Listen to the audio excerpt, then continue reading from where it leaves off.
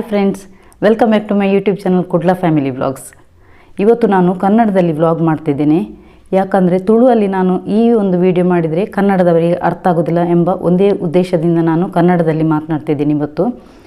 So ಇವತ್ತಿನ topic ಏನಂದರೆ ಅಜ್ಜನ ಪವಾಡ ನನ್ನ ಜೀವನದಲ್ಲಿ ರೀಸೆಂಟ್ಲಿಯಾಗಿ ಆಯಿತು.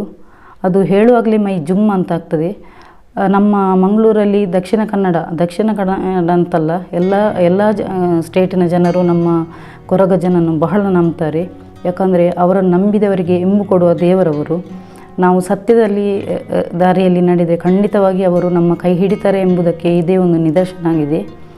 ಯಾಕಂದರೆ ನನ್ನ ಜೀವನದಲ್ಲಿ ಇತ್ತೀಚೆಗೆ ಆದ ಒಂದು ಘಟನೆಯನ್ನು ನಾನು ಹೇಳ್ತೇನೆ ಈ ಮೂಲಕ.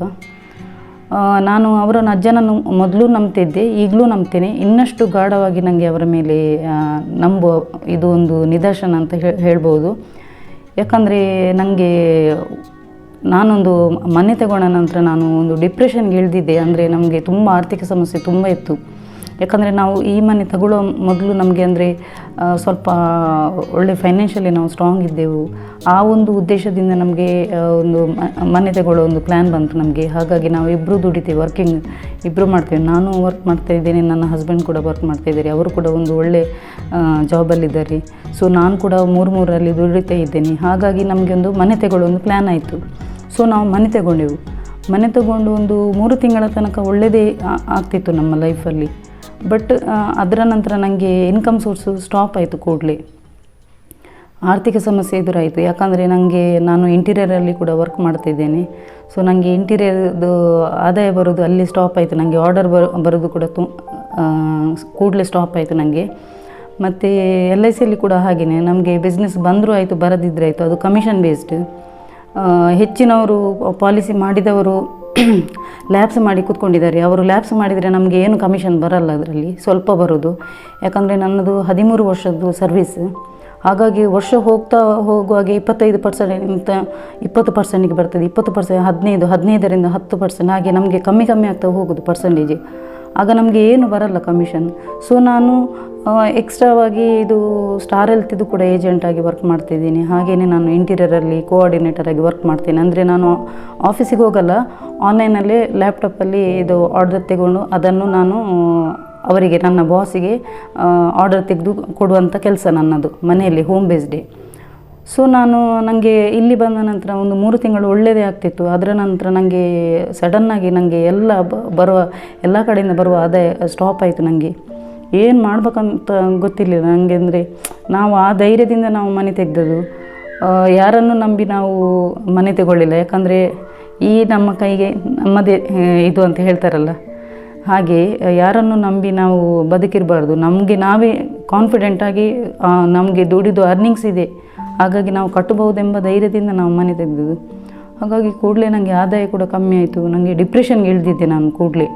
ಅಂದರೆ ಏನು ಮಾಡೋದು ಅಂದರೆ ಮನೆ ತಗೊಳ್ಳೋಕೆ ನಿಮಗೆಲ್ಲರಿಗೂ ಗೊತ್ತಿರ್ತದೆ, ಗೃಹ ಸಾಲದ ಒಟ್ಟಿಗೆ ನಮಗೆ ಬೇರೆ ಪರ್ಸನಲ್ ಲೋನ್ ಕೂಡ ತೆಗೆದಿದೆ. ಅದು ಲೈನಲ್ಲಿ ಇದು ಬೌನ್ಸ್ ಆಗುವಾಗ ಅದೊಂದು ಹೆಡ್ಏಕ್ ಇತ್ತು ನನಗೆ. ಅಂದರೆ ಮರ್ಯಾದೆ ಪ್ರಶ್ನೆ. ಎಲ್ಲರೂ ನಮ್ಮದು ಚಂದ ನೋಡುವವರೇ ತುಂಬ ಮಂದಿ ಇರ್ತಾರೆ. ಹಾಗಾಗಿ ನಾನು ಡಿಪ್ರೆಷನ್ಗೆ ಇಳಿದು ನಾನು ಫುಲ್ಲು ಆ ಒಂದು ಟೆನ್ಷನಲ್ಲಿ ಇರ್ತೇನೆ. ಆದರೂ ಕೂಡ ನಾನು ವೀಡಿಯೋ ಮಾಡ್ತಾ ಇರ್ತೇನೆ. ಅಂದರೆ ನಮ್ಮ ಪರ್ಸ್ನಲ್ ಮ್ಯಾಟರ್ ಸೋಷಿಯಲ್ ಮೀಡಿಯಾದಲ್ಲಿ ಹೇಳಿದರೆ, ಗಂಡಸರಿಗೆ ಹೇಳಿದರೆ ಅವರು ಅಡ್ವಾಂಟೇಜ್ ತಗೊಳ್ತಾರೆ. ಅಂದರೆ ಹೆಲ್ಪ್ ಮಾಡುವಾಗೆ ನಾಟಕ ಮಾಡಿ ಅಡ್ವಾಂಟೇಜ್ ತಗೊಳ್ತಾರೆ. ಅದಕ್ಕಾಗಿ ನಾನು ಒಂದು ಪರ್ಸ್ನಲ್ ಫೈನಾನ್ಷಿಯಲ್ ಮ್ಯಾಟರನ್ನು ನಾನು ಯಾರ ಹತ್ರನೂ ಶೇರ್ ಮಾಡಲಿಲ್ಲ. ಒಬ್ಬರು ಮಾತ್ರ ಅವರು ಕೂಡ ನನಗೆ ಫೇಕ್ ಅಂತ ಕಾಣ್ತದೆ. ಅವರು ಕೂಡ ಒಬ್ಬರು ಹೇಳಿದರು, ನೀವು ನನ್ನ ಅಕ್ಕನಾಗೆ, ನಿಮ್ಮದು ಏನು ಸಮಸ್ಯೆ ಅಂತ ಹೇಳಿದ. ಆಗ ಹೀಗೆ ಅಂತ ಹೇಳುವಾಗ ಅವರು ಹೇಳಿದರು, ಸೊ ನಾನು ನಿಮಗೆ ಇದು ಮಾಡ್ತೇನೆ ಅಂತ. ಆವಾಗ ನಾನು ಎಣಿಸಿದೆ, ಒಂದು ಎದುರಿನವ್ರಿಗೆ ಲಾಭ ಇಲ್ಲದೆ ಯಾರಾದರೂ ಒಂದು ಹೆಲ್ಪ್ ಮಾಡ್ತಾರೆ, ಅಕ್ಕನೇ ಆಗಲಿ ತಂಗಿ ಆಗಲಿ. ಈ ರೀತಿಯಾಗಿ ಹೇಳುವಾಗ ನನಗೆ ಅನುಮಾನ ಬಂತು, ಈ ಗಂಡಸು ಏನಂತ ಹೇಳ್ತೊಂಡು. ಆದರೂ ಕೂಡ ನಾನು ಹೇಳಿದೆ, ನನಗೆ ನಿಮ್ಮದು ಧರ್ಮದ ಯಾವುದು ಬೇಡ, ನನಗೆ ನನ್ನದು ಮನೆಯದು ಡಾಕ್ಯುಮೆಂಟ್ಸ್, ಅಂದರೆ ಮನೆಯದು ಡಾಕ್ಯುಮೆಂಟ್ಸ್ ಕೂಡ ಬ್ಯಾಂಕಲ್ಲಿ ಇರ್ತದೆ. ನಾನು ಹೀಗೇ 10,000 ನಿಮಗೆ ಇದು ಮಾಡ್ತೇನೆ. ಅಂದರೆ ನನ್ನದು ಪರ್ಸ್ನಲ್ ಲೋನ್ ಇದು ಕೂಡ ಕಮಿಟ್ಮೆಂಟ್ ಇರ್ತದೆ, ಅದು ಕಟ್ಟಲಿಕ್ಕೆ ಆಗಲ್ಲ ಇನ್ ಟೈಮಿಗೆ. ಸೊ ಆವಾಗ ಆ ಗಂಡಸು ಆಯಿತು, ನಾನು ಇದು ಮಾಡ್ತೇನೆ, ನಾನು ನಿಮಗೆ ಮತ್ತೆ 10,000 EMI ಕಟ್ತಾ ಬನ್ನಿ. ಯಾಕಂದರೆ ನಮಗೆ ಧರ್ಮದ ಯಾರದ್ದು ಬೇಡ. ನಾನು ಒಬ್ಬರದ್ದು ಧರ್ಮಕ್ಕೆ ಸಿಗ್ತದಂತ ಹೇಳಿ ಇದು ಮಾಡಲ್ಲ. ನನ್ನ ಹಸ್ಬೆಂಡ್ ಕೂಡ ಇಬ್ಬರು ಕೂಡ ಸ್ವಾಭಿಮಾನಿ. ನಮಗೆ ಧರ್ಮದ ಯಾರ್ದು ಬೇಡ. ಹಾಗಾಗಿ ನಾನು ಅವರಿಗೆ ಹೇಳ್ತೇನೆ, ಅದರ ನಂತರ ಬಾಕಿಯವರು ಆಗ್ತಿದ್ದರೆ ಕೂಡಲೇ ಒಪ್ತಿದ್ರು, ಕೂಡಲೇ ಮರುದಿವಸನೇ ಓಡಿ ಹೋಗ್ತಿದ್ರು. ಆದರೂ ನನಗೆ ಒಂದು ಅನುಮಾನ, ಈ ಗಂಡಸು ಯಾಕೆ ಈ ರೀತಿ ಹೇಳ್ತಾ ಉಂಟಂತ ಹೇಳಿ ದೊಡ್ಡ ದೊಡ್ಡ ಬೊಂಬಡ ಬಿಡ್ತಾ ಇತ್ತು. ಆದರೂ ಕೂಡ ನನಗೆ ಅದು ಗಂಡಸು ಅದು ಅಲ್ಲದೆ ಅದು ಸಹ ಹೇಳಿತು, ನನಗೆ ನೀವು ಕೊಡೋದು ಬೇಡ ಅಂತ. ಒಂದು ಮನುಷ್ಯ ಒಬ್ಬನಿಗೆ ಹೆಲ್ಪ್ ಮಾಡೋದಾದ್ರು, ಫೈನಾನ್ಷಿಯಲ್ ಹೆಲ್ಪ್ ಮಾಡೋದು, ಇದು ಏನು ಬೇಡ ಅಂತ ಹೇಳಿದರೆ ಅವನದು ಉದ್ದೇಶ ಏನು? ಈಗ ಅಕ್ಕ ಆಗಲಿ ತಂಗಿ ಆಗಲಿ ಆ ಉದ್ದೇಶ ಏನು, ಹೌದಲ್ವಾ? ಹಾಗಾಗಿ ನಾನು ಕೇಳಿದೆ, ನನಗೆ ನಿಮ್ಮದು ಧರ್ಮದ ಬೇಡ ಹಣ, ನಮಗೆ ಅಂಥ ಹಣ ಸಹ ಬೇಡ. ಯಾಕಂದರೆ ಇವತ್ತು ಗಂಡಸರು ಇವತ್ತು ಹೆಲ್ಪ್ ಮಾಡಿದರೆ ಇನ್ನೊಂದು ಕಡೆ ಹೋಗಿ ಹೇಳ್ತಾರೆ ನಾನು ಈ ರೀತಿಯಾಗಿ ಹೇಳಿದೆ ಅಂತೇಳಿ, ಅಂಥ ಬೇಡ ನಮಗೆ ಹಣ. ಯಾಕಂದರೆ ನಾವು ಸ್ವಾಭಿಮಾನದಿಂದ ದುಡಿದು ಏನಾದರೂ ಸಾಧಿಸಬೇಕಿದ್ರೆ ನಾವು ಸ್ವಾಭಿಮಾನದಿಂದ ದುಡಿದು ನಾವು ಪಡಿತಾರೆ, ಅಲ್ಲದೆ ಹೀಗೆ ಮಾಡಿದವರಲ್ಲ ಯಾರ ಹತ್ರನೂ. ನನ್ನದು ಸ್ವಭಾವ ಏನಂದರೆ ನಾನು ಕೊಟ್ಟ ಕೈ, ಹೀಗೆ ಮಾಡಿದವಳಲ್ಲ ಇವತ್ತಿನವರೆಗೂ. ನನ್ನ ಕೈಯಿಂದ ಎಷ್ಟೋ ಮಂದಿ ತಿಂದವರು, ನನಗೆ ಬೆನ್ನ ಹಿಂದೆ ಚೂರಿ ಹಾಕಿದವರು ತುಂಬ ಮಂದಿ ಇದ್ದಾರೆ. ಅದು ಹೇಳಿದರೆ ಈ ವಿಡಿಯೋದಲ್ಲಿ ಡ್ಯೂರೇಷನ್ ಉದ್ದಾಗ್ಬೋದು ವಿಡಿಯೋದು. ಸೊ ಹಾಗಾಗಿ ನಾನು ಮೊದಲಿನಿಂದಲೂ ಇವತ್ತಿನವರೆಗೂ ನಾನಾಗಿ ಹೆಲ್ಪ್ ಮಾಡಿದವಳು ಪ್ರತಿಯೊಂದಕ್ಕೂ. ಯಾವುದೇ ಒಂದು ಬೇರೆಯವರದ್ದು ಸಮಸ್ಯೆ ಇದ್ದರೆ ನಾನು ಅಲ್ಲಿ ಎದುರು ನಿಂತು ನಾನು ಸಮಸ್ಯೆಯನ್ನು ದೂರ ಮಾಡಿದವಳು. ಮೊದಲು ನಾನು ತುಂಬ ಜೋರು, ಆ ಜೋರು ನಡೆಯಲ್ಲ ಇತ್ತೀಚಿನ ಕಾಲದಲ್ಲಿ, ಅದು ಜೋರು ನಡೆಯಲ್ಲ. ಯಾಕಂದರೆ ಆದಷ್ಟು 3 ವರ್ಷದಲ್ಲಿ ನನ್ನನ್ನು ನಾನೇ ತುಂಬ ಕೂಲ್ ಮಾಡಿದ್ದೇನೆ. ನನ್ನನ್ನು ನಾನೇ ಸಮಾಧಾನ ಮಾಡಿ ನನ್ನ ವರ್ತನೆಯಲ್ಲಿ ಚೇಂಜಸ್ ಮಾಡಿ ಈ ರೀತಿಯಾಗಿ ಕೂಲಾಗಿದ್ದೇನೆ. ಮೊದಲಿನ ನೇಚರಲ್ಲ. ನನ್ನ ಈ ಯೂಟ್ಯೂಬಲ್ಲಿ ತುಂಬ ಮಂದಿ ನಮ್ಮ ಊರಿನವರಿದ್ದಾರೆ, ಅವರಿಗೆ ಗೊತ್ತು ನನ್ನ ನೇಚರ್ ಏನಂತ. ಒಂದೇನಾದರೂ ತಪ್ಪಾದರೆ ತೆಗೆದು ಕೊಡುವವಳು. ನನಗೆ ಆಗೋದಿಲ್ಲ, ನಾನು ಸ್ಟ್ರೈಟ್ ಫಾರ್ವರ್ಡು, ಮತ್ತು ನಾನು ಹೊಡಿಲಿಕ್ಕೆ ಸಹ ರೆಡಿ. ಅಂಥ ಸ್ವಭಾವ ನನ್ನದು, ರಫ್ ಆ್ಯಂಡ್ ಟಫ್ ಟಾಂಬಾಯ್ ಆಗೇ ಇದ್ದೆ ನಾನು. ಆದರೆ ಆ ಸ್ವಭಾವ ಒಳ್ಳೆಯದಲ್ಲ, ಯಾಕಂದರೆ ಆ ಸ್ವಭಾವದವರನ್ನು ಯಾರೂ ಇಷ್ಟಪಡಲ್ಲ. ಅದರ ನಂತರ 3 ವರ್ಷದಿಂದ ನನ್ನದು ನೇಚರನ್ನೇ ಕಂಪ್ಲೀಟಾಗಿ ಚೇಂಜ್ ಮಾಡಿದ್ದೀನಿ. ಆದಷ್ಟು ಕೂಲಾಗಿ ವರ್ತನೆ ಮಾಡ್ತಾಯಿದ್ದೀನಿ. ಯಾಕಂದರೆ ಆ ಚೇಂಜ್ ಆಗಲಿಕ್ಕೂ ಕಾರಣ ಹೇಳ್ತೇನೆ ನಾನು. ನನ್ನ ಹಸ್ಬೆಂಡಿಗೆ ಒಂದು ಇನ್ಸಿಡೆಂಟ್ ಆಗಿತ್ತು. ಒಂದು ಮರ ಬಿದ್ದು, ಮಂಗಳದೇವಿದು ಒಂದು ಮರ ಬಿದ್ದು, ಎಲ್ಲರಿಗೂ ಗೊತ್ತು, ಟಿ ವಿಯಲ್ಲೂ ಬಂದಿದೆ, ಪೇಪರಲ್ಲೂ ಬಂದಿದೆ. ಮಂಗಳದೇವಿದು ಒಂದು ಮರ ಬಿದ್ದು ಕಾಲಿಗೆ ಕಟ್ಟಾಗಿ 1.5 ವರ್ಷ ಒಳಗಿದ್ದರು. ಫ್ರೆಂಡ್ಸಿನವರು ಅಷ್ಟರವರೆಗೆ ಫ್ರೆಂಡ್ಸ್ ಅಂತ ಇದ್ದವರು, ನನ್ನದೇ ಬೇಕಾದಷ್ಟು ಗಡದ್ದಾಗಿ ತಿಂದು ತೇಗಿದವರು. ಅದರ ನಂತರ ಒಂದು ಇಣಕ್ಲಿಕ್ಕೆ ಕೂಡ ಬರಲಿಲ್ಲ, ಒಂದು ಹೆಲ್ಪ್ ಮಾಡಲಿಕ್ಕೆ ಕೂಡ ಬರಲಿಲ್ಲ. ಆವಾಗ ಗೊತ್ತಾಯ್ತು ಫ್ರೆಂಡ್ಸ್ ಯಾರು, ರಿಲೇಟಿವ್ಸ್ ಯಾರಿದ್ದಾರೆ ಅಂತ ಹೇಳಿದ್ದು ಜ್ಞಾನೋದಯ ಆದದ್ದು ಆ ಟೈಮಲ್ಲಿ. ಅದರ ನಂತರ ನಾನು ಫ್ರೆಂಡ್ ಸರ್ಕಲೆಲ್ಲ ಬಿಟ್ಟು, ಯಾರೂ ಬೇಡ ಅಂತ ಹೇಳಿ ಬಿಟ್ಟು, ಅದರ ನಂತರ ನಾನಾಯಿತು, ನನ್ನ ಮಕ್ಕಳಾಯಿತು, ನನ್ನ ಹಸ್ಬೆಂಡ್ ಆಯಿತು, ನನ್ನ ಮನೆ ಆಯಿತು. ಇಷ್ಟೇ. ಈ 3 ವರ್ಷದಲ್ಲಿ ನನ್ನನ್ನು ನಾನೇ ಕಂಪ್ಲೀಟಾಗಿ ಚೇಂಜ್ ಮಾಡಿದ್ದೀನಿ. ಹಾಗೆಯೇ ನಾನು ಕೆಲಸ ದುಡಿತಿರುವಲ್ಲಿ ಕೂಡ ಹಾಗೆಯೇ ನನ್ನದು ಕಂಪನಿಯಲ್ಲಿ LIC ಕಂಪನಿಯಲ್ಲಿ ಕೂಡ ನನಗೆ ತುಂಬ ಮೋಸ ಆಯಿತು. ನಮಗೆ ಅಂದರೆ LICಯಲ್ಲಿ ಪಾಲಿಸಿ ಸಿಕ್ಕಿದರೆ ಮಾತ್ರ ನಮಗೆ ಆಫೀಸಿಗೆ ಹೋಗಲಿಕ್ಕೆ ಇರೋದು, ಇಲ್ಲದಿದ್ದರೆ ನಮಗೆ ಹೋಗಲಿಕ್ಕೆ ಇರಲ್ಲ. ಹಾಗಾಗಿ ಒಂದು ಸಲ ನಾನು ಆಫೀಸಿಗೆ ಹೋಗುವಾಗ ನಮಗೆ ಬಾಂಡ್ ತೆಗಿಲಿಕ್ಕೆ ಇರ್ತದೆ ನಮ್ಮದು ಕಸ್ಟಮರಿದ್ದು. ಆಗ ಬಾಂಡ್ ತೆಗೆಯುವಾಗ ನನ್ನದೊಂದು ಕಸ್ಟಮರಿದ್ದೊಂದು ಬಾಂಡ್ ಇತ್ತು. ಆವಾಗ ನಾನು ಇದು ನನ್ನ ಕಸ್ಟಮರ್ ಇದು ಯಾರಪ್ಪ ಮಾಡಿದ್ದಾರೆ ಅಂತ ಹೇಳಿ ನಾನು ಕ್ವಶ್ಚನ್ ಮಾಡಿದೆ. ಅಂದರೆ ಒಂದು ಏಜೆಂಟಿದ್ದು ಇನ್ನೊಂದು ಏಜೆಂಟ್ ಅವ್ರು ಮಾಡಿದರೆ ಅದು ಖಂಡಿತ ತಪ್ಪದು, ಅನ್ಯಾಯ. ಹಾಗಾಗಿ ನಾನು ನನ್ನ ಮೇಡಮ್ಗೆ ಹೋಗಿ ಕೇಳುವಾಗ ಅವರು ಹೇಳಿದರು, ಎಂತ ಹೇಳೋದಿಲ್ಲ ಅವರು. ಅದರ ನಂತರ ಅವರದೊಂದು ಅಸಿಸ್ಟೆಂಟ್ ಇರ್ತಾಳೆ, ಅವಳ ಹತ್ರ ಕೇಳುವಾಗ ಅವಳು ಸಹ ಎಂತ ಹೇಳೋದಿಲ್ಲ. ಮತ್ತು ಇನ್ನೊಬ್ಬಳು ನನ್ನದೇ ಒಟ್ಟಿಗೆ ಇದ್ದವಳು, ಅವಳು ಸಹ ನನ್ನದು ಬೇಕಾದಷ್ಟು ತಿಂದು ತೇಗಿದವಳು. ಒಟ್ಟಿಗೆದ್ದವರೇ ನಮಗೆ ಚೂರಿ ಇಡೋದು. ಅದರ ನಂತರ ನಾನು ಫ್ರೆಂಡ್ಸ್ ಯಾರನ್ನು ಸಹ ಮಾಡೋದಿಲ್ಲ ಈಗ ಕ್ಲೋಸ್, ಯಾಕಂದರೆ ಒಟ್ಟಿಗೆದ್ದವರೇ ಇಡೋದು ನಮಗೆ. ಅವಳು ಹೇಳ್ತಾಳೆ, ನಾನು ಮತ್ತು ಅವಳು ಇಬ್ಬರು ನಿನ್ನ ಪಾಲಿಸಿ ಹೋಲ್ಡರ್, ನಾವು 2 ಪಾಲಿಸಿ ಮಾಡಿದ್ದೇವೆ ಅಂತ ಹೇಳಿ. ಹೇಗಾಗಬೇಡ, ನನಗೆ ಒಂದು ಮಾತು ಹೇಳ್ಬೋದಿತ್ತು, ನಿನ್ನ ಪಾಲಿಸಿಯನ್ನು ನಾವು ತೆಗೊಂಡೆವು, ನಿನ್ನ ಕಸ್ಟಮರ್ ಪಾಲಿಸಿಯನ್ನು ನಾನು ತೆಗೊಂಡೆ ಅಂತ ಹೇಳಿದರೆ ನಾನು ಖಂಡಿತವಾಗಿ ಅವರು ಮಾಡಿದ ತಪ್ಪಿಗೆ ಕ್ಷಮೆ ಕೊಡ್ತಿದ್ದೆ. ಆದರೆ ಇವರು ಬೆನ್ನಿಗೆ ಚೂರಿಟ್ಟದ್ದು. ನನ್ನ ಕಸ್ಟಮರನ್ನು ತೆಗೆದು 2 ಪಾಲಿಸಿ ಮಾಡಿ, ಒಂದು ಸಲ 2, ಇಬ್ಬರು ಸಹ 1 ಲಕ್ಷದ್ದು 2 ತೆಗೊಂಡಿದ್ದಾರೆ. ಅದು ಮಾಡಿದ್ದು ತಪ್ಪಲ್ವ ಅಂತ ಹೇಳಿ ಮೇಡಮ್ಗೆ ಕಂಪ್ಲೇಂಟ್ ಹೋಗುವಾಗ ಅವರು ಕೂಡ ನನಗೆ ಅವಳ ಪರವಾಗಿ ನಿಂತು ನನಗೆ ಮಾತನಾಡಿದ್ದಾರೆ. ಈಗಿನ ಕಾಲದಲ್ಲಿ ನಿಯತ್ತಿಗೆ ಬೆಲೆಲ್ಲ ಹೇಳೋದು ಇದಕ್ಕೇನೆ.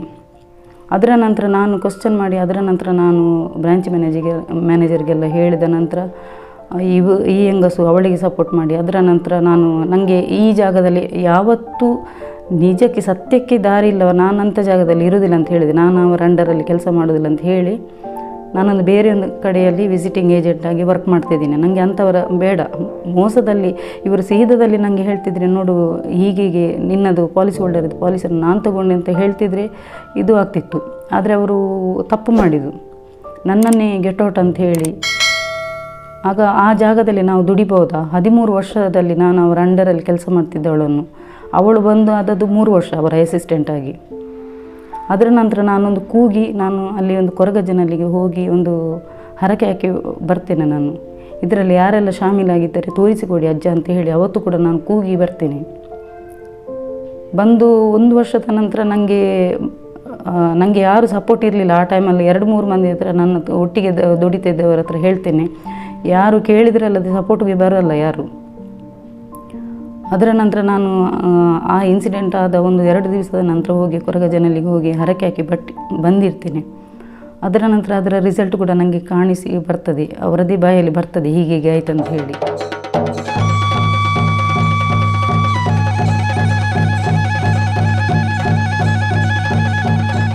ಅಷ್ಟು ಕಾರ್ಣಿಕಜ್ಜ. ಹಾಗೆಯೇ ಇತ್ತೀಚೆಗೂ ಒಂದು ಇದು ಇನ್ಸಿಡೆಂಟ್ ಆಯಿತು. ಅದು ಏನಂದರೆ ನನಗೆ ಇನ್ಕಮ್ ಬರೋದೇ ಸ್ಟಾಪ್ ಆಗಿತ್ತು ನನಗೆ. ಅದರ ನಂತರ ನನಗೆ ಇನ್ನೊಂದು ಸಮಸ್ಯೆ ಕೂಡ ಇತ್ತು, ಅದು ಕೂಡ ಹೇಳಲಾಗದಷ್ಟು ಡಿಪ್ರೆಷನ್. ಆಗ ನಾನು ಏನು ಮಾಡಿದ್ದೇನೆ ಅಂದರೆ ನನಗೆ ಮುಂಚಿನ ದಿವಸನೇ ಆಗ್ತಾ ಉಂಟು, ಹೋಗು ಅಂತ ಆಗ್ತಾ ಉಂಟು ಅಲ್ಲಿಗೆ. ಅದರ ನಂತರ ನಾನು ಒಂದು ಬುಧವಾರ ದಿವಸ ಹೋಗ್ತೇನೆ. ಬುಧವಾರ ದಿವಸ ಹೋಗಿ ನನಗೆ ಅಂದರೆ 1 ವರ್ಷಕ್ಕಿಂತ ಮುಂಚೆ ಹೋದದ್ದು ನನಗೆ, ಅಂದರೆ ನನ್ನ ಹಸ್ಬೆಂಡ್ ಒಟ್ಟಿಗೆ ಹೋದದ್ದು ಗಾಡಿಯಲ್ಲಿ. ಅದು ಕೂಡ ಹೇಳುವಾಗ ಮೈ ಜುಮ್ ಆಗ್ತದೆ ನೋಡಿ, ಯಾವ ರೀತಿ ನನ್ನನ್ನು ಅಜ್ಜ ಕರೆದಿದ್ದಾರೆ ನೋಡಿ. 1 ವರ್ಷಕ್ಕಿಂತ ಮುಂಚೆ ನಾನು ನನ್ನ ಹಸ್ಬೆಂಡ್ ಜೊತೆ ಹೋದದ್ದು ಗಾಡಿಯಲ್ಲಿ. ನನಗೆ ಅಷ್ಟು ಲಾಂಗ್ ಹೋಗೋದಂದರೆ ಹೆದರಿಕೆ. ಅಂದರೆ ಅಲ್ಲಿದ್ದು ರೋಡ್ ಕೂಡ ಕುತ್ತರಿದ್ದು ರೋಡ್ ಕೂಡ ಅಂದರೆ ತುಂಬ ಜಲ್ಲಿಕಲ್ಲೆಲ್ಲ ಇದೆ. ನನಗೆ ಅಂದರೆ ಆ್ಯಕ್ಸಿಡೆಂಟ್ ಆದ ನಂತರ ನನಗೆ ಲಾಂಗೆಲ್ಲ ಹೋಗಲಿಕ್ಕೆ ಹೆದರ್ತೇನೆ ನಾನು. ಹಾಗಾಗಿ ನಾನು ಹೇಗೆ ಹೋಗಿದ್ದೇನೆ ಅಂತ ನನಗೇನು ಗೊತ್ತಿಲ್ಲ. ದೊಡ್ಡ ಮಗ ನಾನು ಕರ್ಕೊಂಡು ಹೋಗಿದ್ದೇನೆ ನಾನು. ಆಗ ದೊಡ್ಡ ಮಗನೇ ಕೇಳ್ತಿದ್ದೇನೆ, ನಿಮಗೆ ಹೇಗೆ ಕರೆಕ್ಟಾಗಿ ರೂಟು ಗೊತ್ತಾ ಅಂತೇಳಿ, ಹೇಗೆ ಕರೆದಿದ್ದಾರೆ ಅಂತ. ಸತ್ಯ ಇವಾಗಲೂ ನಾನು ಹೇಳ್ತೇನೆ, ನನಗೆ ಈಗಲೂ ಕೂಡ ಮೈ ಜುಮ್ ಅಂತ ಅನಿಸ್ತಾ ಉಂಟು. ಆ ಜಾಗಕ್ಕೆ ನಾನು ಹೇಗೆ ಎಕ್ಸಾಕ್ಟ್ಲಿ ಅದೇ ಜಾಗಕ್ಕೆ ಹೋಗಿದ್ದೇನೆ. ನನ್ನ ಮಗ ಕೇಳ್ತಿದ್ದೇನೆ, ಮಮ್ಮಿ ನಿಮಗೆ ಹೇಗೆ ಕರೆಕ್ಟು ರೂಟು ಗೊತ್ತಿದೆ ಅಂತ ಹೇಳಿ. ಅಷ್ಟು ಕರೆಕ್ಟಾಗಿ ಹೋಗಿದ್ದೇನೆ ನಾನು. ಮಾತ್ರ ಹೋಗುವಾಗ ಹೇಳಿ ಹೋದದ್ದು ಅಜ್ಜ, ನಾನು ಕರೆಕ್ಟಾಗಿ ಕರೆ ಅಲ್ಲಿ, ಅಂದರೆ ರೋಡ್ ಸಹ ಸರಿ ಇಲ್ಲ, ಚಂದದಲ್ಲಿ ನಿಮ್ಮ ಜಾಗಕ್ಕೆ ಬರಲಿಕ್ಕೆ ಅನುವು ಮಾಡಿಕೊಡಿ, ಮತ್ತು ಹಾಗೆ ಚಂದದಲ್ಲಿ ನಾನು ಹಿಂದೆ ಬಂದರೆ ಸಾಕು ಅಂತ ಹೇಳಿ ಚಂದದಲ್ಲಿ ಹೋಗಿದ್ದೀನಿ. ಅಲ್ಲಿ ಕೂಗಿದ್ದೇನೆ ನಾನು. ಅಂದರೆ ನನಗೆ ಬೇರೆ ಯಾವುದೇ ಒಂದು ಮನುಷ್ಯರಲ್ಲಿ ನಾನು ಕೇಳೋ ಅಲ್ಲ, ಯಾರ ಹತ್ರ ನನಗೆ ಸಹಾಯ ಕೂಡ ಹತಾಶಲಾಗಿ ನಾನಲ್ಲಿ ಅವರಿಗೆ ಬೇಕಾದ ಒಂದು ತನ್ನು ಕೊಟ್ಟು ಅಸರ್ ಅಂತ ಹೇಳ್ತಾರೆ, ಅದನ್ನೆಲ್ಲ ಅಲ್ಲಿ ಅಜ್ಜನಿಗೆ ಇದು ಮಾಡಿ ಅಲ್ಲಿ ಕೂಗಿದ್ದೇನೆ ನನ್ನ ಅಜ್ಜನ ಎದುರುಗಡೆ. ನಾನು ಇವತ್ತಿನವರೆಗೂ ನಾನು ಯಾರಿಗೂ ಅನ್ಯಾಯ ಮಾಡಿದವಳಲ್ಲ. ನನಗೆ ಯಾಕೆ ಈ ರೀತಿ ಆಗ್ತಾ ಉಂಟು, ದುಡಿಯುವ ಆದಾಯ ಕೂಡ ನಿಂತಿದೆ, ನಮ್ಮ ಕಥೆ ಏನು, ಇನ್ನು ಮುಂದಿನ ಕಥೆ ಏನು ಅಂತ ಹೇಳಿ ಕೂಗಿದ್ದೇನೆ ಅಜ್ಜನ ಹತ್ರ. ಅದರ ನಂತರ ಅಲ್ಲಿ ಇದು ಫೋಟೋ ಎಲ್ಲ ಶೂಟ್ ಮಾಡಲಿಕ್ಕೆ ಬಿಡಲ್ಲ ಅಲ್ಲಿ, ಅಂದರೆ ಒಳಗಡೆ ಅಜ್ಜನಲ್ಲಿ ಒಂದು ಸೇವಂತಿಗೆ ಕೊಟ್ಟರು, ಮತ್ತೊಂದು ಅಜ್ಜನ ಚಕ್ಕುಲಿ ಕೊಟ್ಟರು, ಮತ್ತು ಅದೊಂದು ಬೇಡ ಅಂತ ಹೇಳ್ತಾರಲ್ಲ ಅದು ಕೊಟ್ಟರು. ಅದನ್ನು ಇಟ್ಕೊಂಡು ಬಂದೆ ನಾನು ಮನೆಗೆ. ಏನೋ ಒಂದು ಭಾರ ಇಳಿದಾಗೆ ಆಯಿತು ನನಗೆ, ಏನೋ ಒಂಥರ. ಅದರ ನಂತರ ನಾನು ಮನೆಗೆ ಬಂದು ಅದನ್ನು ಒಂದು ಕಡೆಯಲ್ಲಿ ಇದು ಮಾಡಿ ಇಡ್ತೇನೆ. ಅಂದರೆ 2 ನನ್ನದು ಇರ್ತದೆ ಮನಸ್ಸಲ್ಲಿ, ಅದನ್ನು ಅಲ್ಲಿ ಹರಕೆಯಾಗಿ ಇಟ್ಟಿದ್ದೇನೆ ನಾನು. ಕೂಡಲೇ ರಿಸಲ್ಟ್ ತೋರಿಸಿದ್ದಾರೆ ಅಜ್ಜ. ಒಂದು ಕೂಡಲೇ ತೋರಿಸಿದರೆ, ಇನ್ನೊಂದು 3 ದಿವಸದ ನಂತರ ತೋರಿಸಿದ್ದಾರೆ ನನಗೆ ಅವರ ಪವಾಡ ಏನಂತ ಹೇಳಿ. ಅದರ ನಂತರ ನಾನು 2 ದಿವಸ ಅದು ಅದರಲ್ಲಿ ಗಂಧ ಇರಲ್ಲ. ಅಂದರೆ ನಾನು ಅಲ್ಲಿ ಕೇಳ್ತೇನೆ, ನನಗೆ ವಿಷಯ ಗೊತ್ತಿರಲ್ಲ ಅಲ್ಲಿ ಅಜ್ಜನಲ್ಲಿ. ಅದು ಕಪ್ಪಿದು ಕರಿಗಂಧ ಉಂಟು ಅಂತ ಕೇಳ್ತೇನೆ ನಾನು. ಇಲ್ಲ, ಇಲ್ಲಿ ಇದು ಮೂಲ ಅದರದ್ದು ಅಜ್ಜನದು, ಇಲ್ಲಿ ಸೇವಂತಿಗೆ ಮತ್ತು ಚಕ್ಕುಲಿ ಮತ್ತು ಬೀಡ ಇದು ಎಲ್ಲ ಕೊಡ್ತಾರೆ, ಅಡಿಕೆ ಕೊಡ್ತಾರೆ ಅಷ್ಟೇ ಅಂತ ಹೇಳ್ತಾರೆ ಅವರು. ಹಾಗೆ ನಾನು ಬರ್ತೀನಿ. ನನ್ನ 2 ದಿವಸ ಇಡೀ ಅದೊಂದು ಒಂಥರ ಗಂಧ ಪರಿಮಳ. ನಾನು ಹಸ್ಬೆಂಡ್ಗೆ ಹೇಳೋದು, ಇಡೀ ನನಗೆ ಗಂಧ ಪರಿಮಳ ಬರ್ತುಂಟು. ಅಂದರೆ ಅವರದ್ದು ಆಗಮನ ಆಗಿದೆ, ನಮ್ಮ ಮನೆಯ ಒಳಗಡೆನೇ ಆಗಮನ ಆಗಿದೆ ಅಜ್ಜನದು. ನನಗೆ ಈಗಲೂ ಜುಪ್ಪ ಅಂತ ಆಗ್ತಾ ಉಂಟು. 2 ದಿವಸ ಇಡೀ ಗಂಧ ಪರಿಮಳ. ಅದರ ನಂತರ ನಾನು ಒಬ್ಬಳಿಗೆ ಹೋಗಿ ಬಾತ್ರೂಮ್ಗೆ, ಆ ಒಂದು ಸಮಸ್ಯೆ ಯಾರ ಹತ್ರನೂ ಹೇಳಲಿಕ್ಕಾಗದೆ, ಫೈನಾನ್ಷಿಯಲಿ ಪ್ರಾಬ್ಲಮ್ ಇದೆಯಲ್ಲ ಅದರಷ್ಟು ವರ್ಸ್ಟ್ ಯಾವುದಿಲ್ಲ. ಆರ್ಥಿಕ ಸಮಸ್ಯೆಗೆ ನಾವು ಯಾರ ಹತ್ರ ಕೈ ಬೇಡಲೂಬಾರ್ದು, ಯಾಕಂದರೆ ಅದರಷ್ಟು ವರ್ಸ್ಟ್ ಯಾವುದಿಲ್ಲ. ನಮಗೆ ನಾಳೆ ಕೇಳಿದರೆ ಎಂತ ಹೇಳ್ತಾರೆ, ನಿಮಗೆ ಅಷ್ಟು ಕಷ್ಟದಲ್ಲಿ ಮನೆ ತೆಗಿಲಿಕ್ಕೆ ಯಾರು ಹೇಳಿದ್ದಾರೆ? ಆ ಒಂದು ಕ್ವಶನ್ ಮಾರ್ಕ್ ಬರ್ತದೇನೆ. ಹಾಗಾಗಿ ನಾನು ಕೆಳಗೆ ಬಿದ್ದರೂ ನನ್ನ ಮೂಗನ್ನು ನೆಲಕ್ಕೆ ಇದು ಮಾಡುವವಳಲ್ಲ, ಅಷ್ಟು ಸ್ವಾಭಿಮಾನಿ ನಾನು ಆಗಿನೇ, ನನ್ನ ಗಂಡನಾಗಿನೇ. ಬೇಕಾದರೆ ನಾವು ಫೈನಾನ್ಸಲ್ಲಿ ಲೋನ್ ತೆಗಿಬೋದು, ಮನುಷ್ಯರ ಹತ್ರ ಕೈ ಬೇಡುವವರ ಸ್ವಭಾವದವರಲ್ಲ ಇಬ್ಬರು. ಆದರೂ ನಾನು ತುಂಬ ಡಿಪ್ರೆಷನ್ಗೆ ಹೋಗಿ ಮಕ್ಕಳ ಎದುರುಗಡೆ ಕೂಗಿದೆ, ಅವರೆಲ್ಲಿಯಾದರೂ ಡಿಪ್ರೆಷನ್ಗೆ ಹೋಗ್ತಾರೆ ಅಂತೇಳಿ ಬಾತ್ರೂಮ್ಗೆ ಸ್ನಾನ ಮಾಡಲಿಕ್ಕೆ ಹೋಗುವ ಅಲ್ಲಿ ತುಂಬ ಕೂಗಿ ಬರುವುದು. ಆ ದಿವಸ ನಾನು ಅಲ್ಲಿ ಇಟ್ಟ ದಿವಸ ನನಗೆ ಏನೋ ಒಂಥರ ಡಿಪ್ರೆಷನ್ ಇಳ್ದಾಗೆ ಆಗ್ತದೆ, ಏನೋ ಒಂದು ಭಾರ ಇಳ್ದಾಗೆ. ಅದರ ನಂತರ ಬುಧವಾರ ಆಯಿತು, ಒಂದು ಎಣಿಸಿದೆ, ಅದು ಸಹ ಆಯಿತು ನೆಕ್ಸ್ಟ್ ಡೇ.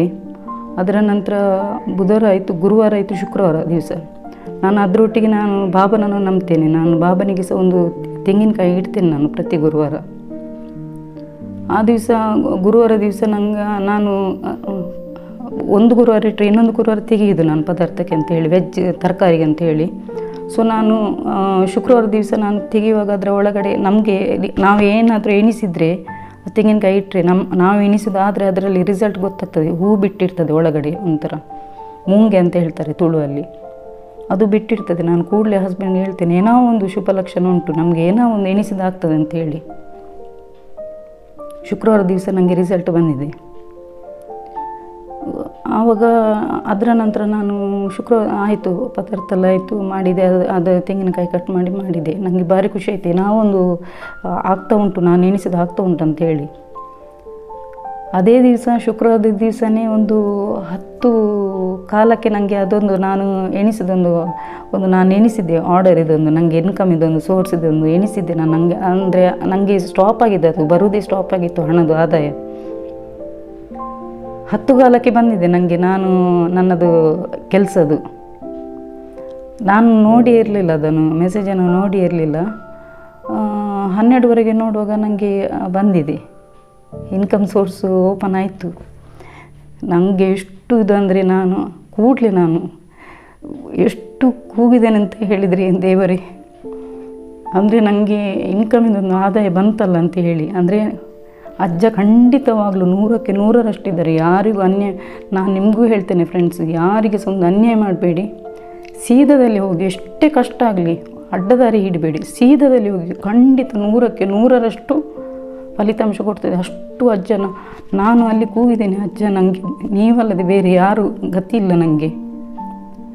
ಸುಖ ಇರುವಾಗ ಎಲ್ಲರೂ ಬರ್ತಾರೆ, ಕಷ್ಟ ಇರುವಾಗ ಎಲ್ಲ ನನ್ನ ಫ್ರೆಂಡ್ ಸರ್ಕಲ್ ಎಲ್ಲ ದೂರ ಆದರು. ಅಂದರೆ ಕ್ಲೋಸ್ ಇದ್ದರೆ ಎಲ್ಲಿಯಾದರೂ ಹಣ ಕೇಳ್ತಾಳ ಅಂತ ಹೇಳಿ ಅವರಿಗೆ ಸಹ ಭಾವನೆ ಇರ್ಬೋದು. ನನ್ನೊಟ್ಟಿಗೆ ಕ್ಲೋಸಲ್ಲಿ ಅವರಿಗೆ ಬೇಕಿರುವಾಗ ನಾನು ಅವರಿಗೆ ಹೆಲ್ಪ್ ಮಾಡಿದವಳು.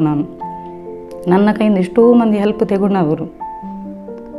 ಆದರೆ ನನಗೆ ಆಗುವಾಗ ಎಲ್ಲರೂ ಆ ಕಷ್ಟದ ಸಮಯದಲ್ಲಿ, ಆ ಕ್ರಿಟಿಕಲ್ ಕಂಡೀಷನಲ್ಲಿ ನನ್ನ ಕೈ ಬಿಟ್ಟು ಹೋಗಿದ್ದಾರೆ. ಆ ಒಂದು ಟೈಮಲ್ಲಿ ನಾನು ಧೃತಿಗೆಡದೆ, ನಾನು ಅಪ್ಸೆಟ್ ಆಗಿ, ನನಗೆ ಜೀವಕ್ಕೆ ಏನಾದರೂ ಹೆಚ್ಚು ಕಮ್ಮಿ ಆದರೆ ನನ್ನ ಮಕ್ಕಳಿಗೂ ಹೋಯಿತು. ಎಷ್ಟೋ ಮಂದಿ ಚಂದ ನೋಡುವವರು ಕಾಯ್ತಿರ್ತಾರೆ, ಯಾವಾಗ ಇವರು ಬರ್ಬಾದಾಗ್ತಾರೆ, ಯಾವಾಗ ಇವರು ನಿರ್ಸಂತನಾಗ್ತಾರೆ ಅಂತ ಹೇಳಿ ತುದಿಗಾಲಲ್ಲಿ ನಿಂತವರು ಇದ್ದಾರೆ. ಯಾಕಂದರೆ ಖುಷಿ ಪಡೋರು, ನಮ್ಮದು ಖುಷಿ, ನಮ್ಮ ಸಂತೋಷವನ್ನು ನೋಡಲಿಕ್ಕೆ ಸ್ವಲ್ಪ ನಮ್ಮ ವೆಲ್ವಿಷರ್ ಇದ್ದರೆ ಅಷ್ಟೇ ಒಂದು 90% ಹಿತಶತ್ರುಗಳು ಇರ್ತಾರೆ. ಹಾಗಾಗಿ ನಾನು ಒಂದೇ ಹೇಳೋದು, ಸೀದದಲ್ಲಿ ನಡೆದರೆ ಖಂಡಿತವಾಗಲೂ ಆ ದೇವರು ಖಂಡಿತ ಕೈ ಹಿಡಿತಾನೆ. ನನಗೆ ಯಾರಾದರೂ ಅನ್ಯಾಯ ಮಾಡಿದರೆ ನಾನು ಟಕ್ಕಂದು ಒಂದೇ ಪೆಟ್ಟಲ್ಲಿ ಬಾಯಿಗೆ ಸ್ಟ್ರೈಟ್ ಫಾರ್ವರ್ಡ್ ಹೇಳ್ತೇನೆ ನಾನು. ಆದರೆ ನಾನು ರಿವೆಂಜ್ ಯಾರ ಹತ್ರನೂ ತೆಗಿಲಿಲ್ಲ, ಇದುವರೆಗೂ ತೆಗಿಲಿಲ್ಲ. ನಾನು rough and tough straight forward ನಾನು ಬಾಯಲ್ಲಿ ಹೇಳ್ತೇನೆ, ಆದರೆ ರಿವೆಂಜ್ ತೆಗಿಲಿಕ್ಕೆ ಹೋಗಲ್ಲ ನಾನು. ಯಾವುದೇ ಒಂದು ನಮಗೆ ಮಾಡಿದರೂ ಅವರಿಗೆ ಅಲ್ಲಿ ಇಡಬೇಕು. ನಮಗೆ ಯಾರಾದರೂ ಏನಾದರೂ ಅನ್ಯಾಯ ಮಾಡಿದರೆ, ನೀವು ಕೂಡ ಹಾಗೇನೆ ಫ್ರೆಂಡ್ಸ್, ಯಾರಾದರೂ ಏನಾದರೂ ಒಂದು ಅನ್ಯಾಯ ಮಾಡಿದರೆ ಅಲ್ಲಿ ತಲೆಗೆ ಸ್ನಾನ ಮಾಡಿ ಹೋಗಿ ಅಜ್ಜನಲ್ಲಿ ಹೋಗಿ ಇಟ್ಟರೆ ಖಂಡಿತ 100ಕ್ಕೆ 100ರಷ್ಟು ಫಲಿತಾಂಶ ಖಂಡಿತ ಕೊಡ್ತಾರೆ ಆ ಅಜ್ಜ. ಇದು ಮಾತ್ರ ನಾನು ಯಾವತ್ತಿಗೂ ಹೇಳ್ತೇನೆ. ಅವತ್ತಿನ ನಂತರ ನಾನು ಈಗ ಏನಾದರೂ ಒಂದು ನಾನ್ ವೆಜ್ ಮಾಡುವಾಗ ಈಗ ಕೊಂಡೋಗಿ ಇಡ್ತೇನೆ, ಸೈಡಲ್ಲಿ ಕೊಂಡೋಗಿ ಇಡ್ತೇನೆ. ಅಜ್ಜನಿಗೂ ಕೂಡ ಕೊಂಡೋಗಿ ಇಟ್ಟು ಒಂದು 10 ನಿಮಿಷ ಇಟ್ಟು ಮತ್ತೆ ತೆಗಿತೇನೆ. ಅದರ ನಂತರ ನನಗೆ ರಿಸಲ್ಟ್ ಬಂತು, ಭಾರಿ ಖುಷಿ ಆಯಿತು ನನಗೆ. ಅದರ ನಂತರ ನಾನು ಅವರದ್ದೇ ನಾನು ಬಾಬನನ್ನು ನಂಬ್ತಿದ್ದೇನೆ, ಅದರೊಟ್ಟಿಗೆ ಇವರನ್ನು ನಂಬಲಿಕ್ಕೆ ಸ್ಟಾರ್ಟ್ ಮಾಡಿದೆ. ನಾನು ಇಲ್ಲದಿದ್ದರೂ ನಾನು ಮೊದಲು ನಂಬ್ತಿದ್ದೆ, ಆದರೆ ಇಷ್ಟೊಂದು ಗಾಢವಾಗಿ ನಂಬ್ತಿರ್ಲಿಲ್ಲ ನಾನು. ಅವರ ಪವಾಡ ಬಂದ ನಂತರ ನಾನು ನಂಬಲಿಕ್ಕೆ ಸ್ಟಾರ್ಟ್ ಮಾಡಿದೆ. ಅದರ ನಂತರ ನಾವು ಸಂಡೇ ನಾವು ಕಟೀಲ್ ಟೆಂಪಲ್ಗೆ ಅಂತ ಹೊರಡ್ತೇವೆ. ಅಲ್ಲಿ ಒಂದು ಹೂವಿನ ಪೂಜೆ ಕಟ್ಟಿಸ್ತೇವೆ. ಆಗ ನಾವು ಬಸ್ಸಲ್ಲಿ ಟ್ರಾವೆಲ್ ಮಾಡ್ತೇವೆ. ಆವಾಗ ಅಜ್ಜನದು ಎಣಿಸುವಾಗ ನಾನು ಕೂತ್ಕೊಂಡ ಬಸ್ಸಲ್ಲಿ ಕನ್ನಡಿಯಲ್ಲಿ ಅಜ್ಜನ ಫೋಟೋ ಉಂಟು. ನನಗೆ ಗೊತ್ತಿಲ್ಲ, ನಾನು ಫ್ರೆಂಡ್ ಸೀಟಲ್ಲಿ ಕೂತ್ಕೊಂಡಿರ್ತೇನೆ. ಅಜ್ಜ ನನ್ನದು ಅದೊಂದು ಕೆಲಸ ಆಯ್ತಲ್ಲ, ಸಕ್ಸಸ್ ಆಯ್ತಲ್ಲ ಅಂತ ಹೇಳುವಾಗ ಕಣ್ಣು ಬಿಟ್ಟು ನೋಡ್ತೇನೆ, ಮಿರರಲ್ಲಿ ಉಂಟು ಅಜ್ಜನದು. ಹಿಂದೆ ಬರುವ ಕೂಡ ಅದೇ ಬಸ್ ಸಿಕ್ಕಿದೆ ನಮಗೆ, ಅಲ್ಲಿ ಅಜ್ಜ ಉಂಟು. ಅದರ ನಂತರ ನೆಕ್ಸ್ಟ್ ಡೇ ನಾನು ಫೇಸ್ಬುಕ್ಕಿಗೆ ಬರುವಾಗ 2-3 ಮಂದಿದ್ದು DPಯಲ್ಲಿ ಕೂಡ ಅಜ್ಜನದೇ, ಎಲ್ಲಿ ನೋಡಿದ್ರು ಅಜ್ಜನದೇ ಮುಖ. ಅಷ್ಟು ಕಾರ್ಣಿಕ ಉಂಟು ಅವರದ್ದು. ಅಜ್ಜನದು ಪವಾಡ ಅಂದರೆ ಪವಾಡನೇ. ಅದರ ನಂತರ ನಾನು ನೆಕ್ಸ್ಟ್ ಡೇ ಅದರದ್ದು ಅಜ್ಜನದೊಂದು ನಾನು ಇದು ಫೇಸ್ಬುಕ್ ರೀಲ್ಸಲ್ಲಿ ಒಂದು ಹಾಕಿದ್ದೇನೆ. ನಾನು ಬುಲಿಪೊಚ್ಚಿ ಬಾಲೆ ನಿನ್ನ ಪರವಾದ ಯಾನುಲ್ಲೆ ಅಭಯಹಸ್ತನೆ ಅಂದೀಪೆ ಅಂತ ಹೇಳಿ ಒಂದು ರೀಲ್ಸ್ ಮಾಡಿದೆ ನಾನು. ಹಾಗೆ ಪ್ರತಿಯೊಬ್ಬರಿಗೂ ನಾನು ಹೇಳೋದು, ಯಾರಿಗೂ ಅನ್ಯಾಯ ಮಾಡಲಿಕ್ಕೆ ಹೋಗಬೇಡಿ. ನೀವು ಸೀದದಲ್ಲಿದ್ದರೆ, ಒಳ್ಳೆ ಮನಸ್ಸಲ್ಲಿದ್ದರೆ ಖಂಡಿತವಾಗಲೂ 100ಕ್ಕೆ 100ರಷ್ಟು ಅಜ್ಜನ ಪವಾಡ ಖಂಡಿತ ಕೊಡ್ತಾರೆ. ಸುಣ್ಣದ ಬೊಟ್ಟದಾಗಿ ಮಾತ್ರ ಹೋಗೋ ಸಾದಿ ಸೀದದಲ್ಲಿರಬೇಕು ಖಂಡಿತವಾಗಲೂ. ಆ ಅಜ್ಜನನ್ನು ನಾನು ಈಗ ನಂಬ್ತೇನೆ, ತುಂಬ ಅಂದರೆ ತುಂಬ ನಂಬ್ತೇನೆ. ಅವರ ಕಾರ್ಣಿಕವನ್ನು ಎಷ್ಟು ಕೊಂಡಾಡಿದರೂ ಸಾಲದು. ನನಗೆ ಇಂಟೀರಿಯರಲ್ಲಿ ಒಂದು ಬರುವ ಆದಾಯ ಒಂದು ಸ್ಟಾಪ್ ಆಗಿತ್ತು, ಅದು ಬರಲಿಕ್ಕೆ ಸ್ಟಾರ್ಟ್ ಆಯಿತು ಎಲ್ಲ ಅಜ್ಜನಿಂದ ಅಂತ ಹೇಳ್ತೇನೆ ನಾನು.